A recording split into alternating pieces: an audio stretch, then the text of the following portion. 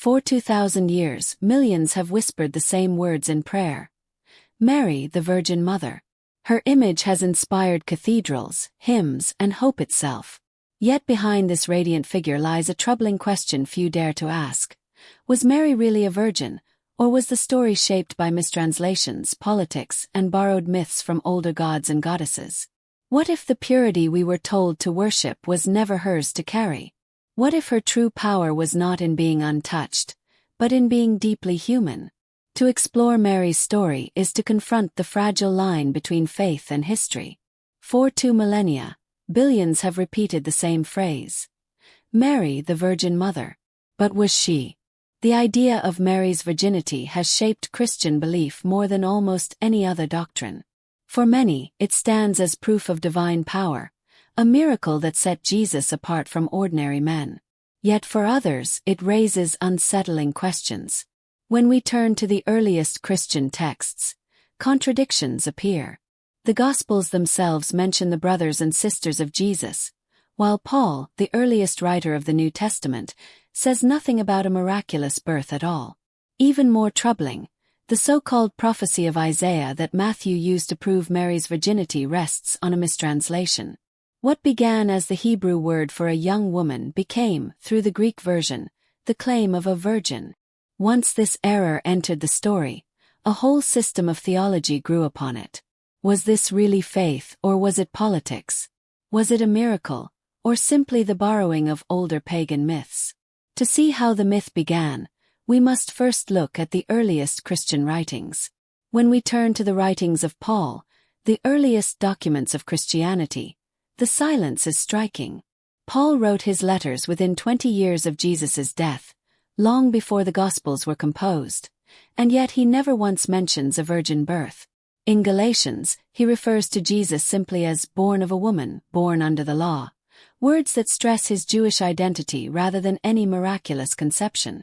For Paul, the true sign of Jesus' divinity was not how he entered the world, but how he triumphed over death through the resurrection. That was the moment when God declared him to be Son of God in power. Had the virgin birth already been central to the Christian message, it seems impossible that Paul, writing so passionately about Jesus, would have ignored it.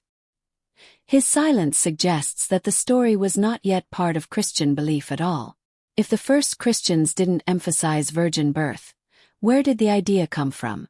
When we move from Paul to the Gospels, another problem appears. In Mark 6 verse 3, the people of Nazareth ask, "Is this not the carpenter, the son of Mary, and the brother of James, Joses, Judas, and Simon? And are not his sisters here with us?" Matthew 13 verses 55 to 56 repeats the same list. These passages plainly describe Jesus as having brothers and sisters. The Greek word used here is adelphoi, the same word used throughout the New Testament for biological brothers like Peter and Andrew or James and John. Nothing in the text suggests cousins, stepchildren, or distant relatives. Yet the later church insisted Mary remained a perpetual virgin, which created an obvious contradiction. If the Gospels themselves speak of Jesus' siblings, how could the claim of Mary's lifelong virginity stand? The tension between scripture and doctrine could not simply be ignored. It forced theologians to invent new explanations. How could the Church defend perpetual virginity against its own scriptures? One of the strongest arguments for Mary's virginity in Christian tradition comes from the book of Isaiah. Matthew quotes a prophecy, "Behold, a virgin shall conceive and bear a son." On the surface, this seems to predict the birth of Jesus centuries in advance. But when we return to the original Hebrew, the picture changes. The word Isaiah used was Alma, which simply means a young woman of marriageable age, not necessarily a virgin. Later, when the Hebrew scriptures were translated into Greek, Alma was rendered as Parthenos, a word that does mean virgin. Matthew, writing his gospel for a Jewish audience familiar with the Greek translation, seized on this wording to frame Jesus' birth as a fulfillment of prophecy. What began as a general statement about a child born in Isaiah's own time became the foundation for a miraculous claim. A single translation choice helped transform Mary into the Virgin Mother. But why was virgin birth so attractive in the ancient world? In the wider ancient world, stories of virgin births were neither rare nor shocking.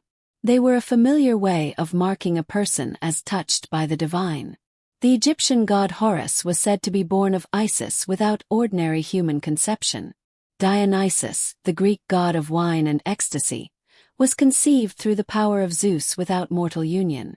Legends claimed Alexander the Great was fathered by Zeus in the form of a serpent visiting his mother.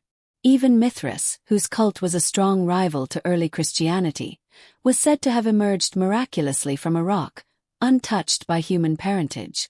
In each case, miraculous birth served as a cultural shorthand for greatness, a signal that the figure belonged to the realm of gods rather than men. To call someone virgin-born was to place them in the highest company of heroes and deities. Against this backdrop, the story of Jesus' miraculous conception would not have sounded strange at all. Competing in this marketplace of myths, Christians needed their own divine credential. The rise of Christianity was not only a matter of faith but also of survival in a crowded religious world. The early church had to distinguish itself both from Judaism, its parent tradition, and from the many rival cults of the Roman Empire. A virgin-born Messiah gave Jesus credentials that set him above prophets and teachers. Yet the story did not stop with him. By insisting that Mary remained a perpetual virgin, the Church elevated her beyond the status of an ordinary Jewish mother. She became more than the woman who gave birth to the Messiah. She was reshaped into a sacred figure in her own right. This doctrine offered the Church two advantages. It highlighted Jesus' divine uniqueness, and it gave Christianity a maternal figure who could rival the holy women of surrounding traditions. Perpetual virginity was not simply about purity. It was a tool to build authority and strengthen the Church's identity. But this was about more than just Jesus. It was about replacing goddesses. Across the Mediterranean world, devotion to powerful mother goddesses ran deep. Isis of Egypt was pictured holding the child Horus in her arms. Cybele of Asia Minor was honored as the great mother who governed fertility and the earth.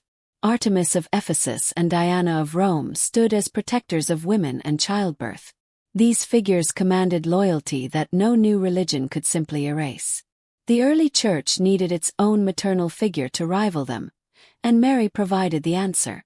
She could be exalted as Holy Mother while keeping her safely within Christian teaching. This strategy reached its peak at the Council of Ephesus in 431, where bishops officially declared Mary to be Theotokos, the Mother of God. In the very city where Artemis had once been worshipped in a magnificent temple, Mary was lifted to divine motherhood, absorbing the roles once played by pagan goddesses. Yet this replacement strategy carried a hidden cost, especially for women. By making Mary both virgin and mother, the Church created an image no real woman could ever embody. To be a mother was natural, but to remain a virgin at the same time was impossible. This paradox became a tool of control.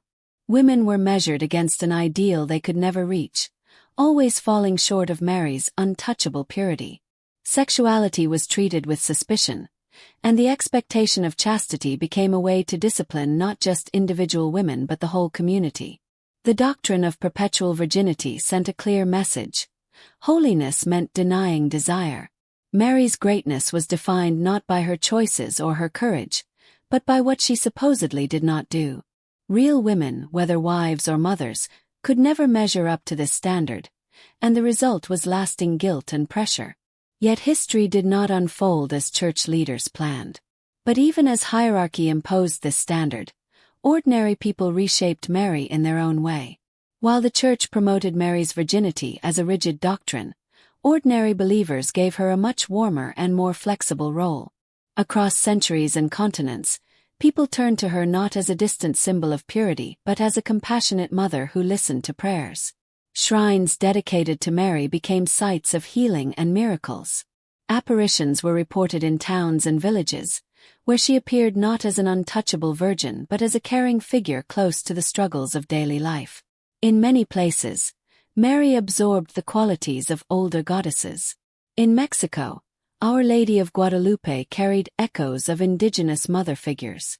In the Caribbean, she merged with Urzuli in Vodou and Yemanja in Afro-Brazilian faiths. Through this blending, Mary became less a weapon of control and more a source of comfort. She was loved as protector and intercessor, even when theology tried to keep her locked inside impossible ideals. But theology still bent itself into knots defending the indefensible. Faced with scriptures that spoke clearly of Jesus's brothers and sisters, church leaders had to invent explanations that stretched logic to the breaking point. Jerome argued that the brothers mentioned in Mark and Matthew were not true siblings at all but cousins, even though the Greek word adelphoi everywhere else means blood brothers. Other writers suggested that Joseph was an elderly widower who brought children from a first marriage, making them step-siblings rather than Mary's own. These solutions did not come from the text itself but from the need to protect a doctrine already fixed in place. The plain words of the Gospels were bent until they could be made to agree with the teaching of perpetual virginity. This effort revealed how fragile the claim really was. Instead of allowing Scripture to speak for itself, theologians reshaped it to preserve tradition. Why cling to a doctrine so obviously strained? The philosopher Spinoza argued that religion often grows less from reason than from imagination and political need. Doctrines survive not because they are logical but because they serve authority.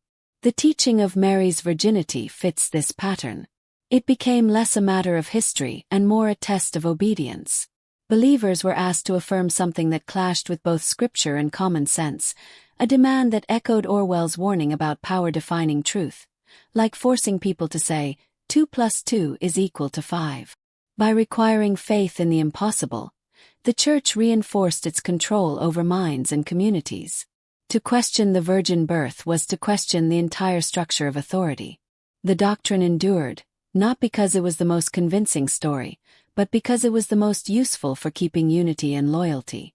But if we strip away the dogma, what kind of Mary remains?